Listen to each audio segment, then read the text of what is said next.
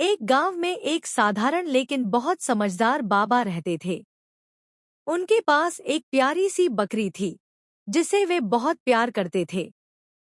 बकरी हर सुबह बाबा के साथ जंगल जाती, घास चरती और शाम को वापस आती।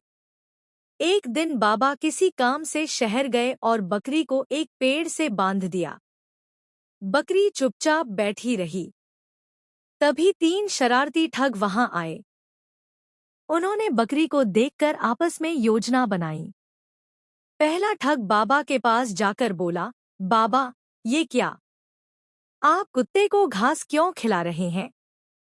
बाबा हंसे और बोले, ये कुत्ता नहीं, मेरी बकरी है। फिर दूसरा ठग आया और बोला, बाबा, आप तो बहुत ज्ञानी हैं, फिर भी कुत्ते को बकरी समझ बैठे। बाबा थोड़ा चौंके, लेकिन बोले, नहीं बेटा, ये बकरी ही है। तभी तीसरा ठग आया और उसने भी वही बात दोहराई, बाबा, ये तो पक्का कुत्ता है। अब बाबा सोच में पड़ गए। तीनों अलग अलग लोगों ने एक ही बात कही, तो शायद वो सही कह रहे हों। उन्होंने बकरी की रस्सी खोल दी और सोचने लगे, शायद मेरी आंखें कमजोर हो गई हैं। तीनों ठग बकरी को लेकर भाग गए।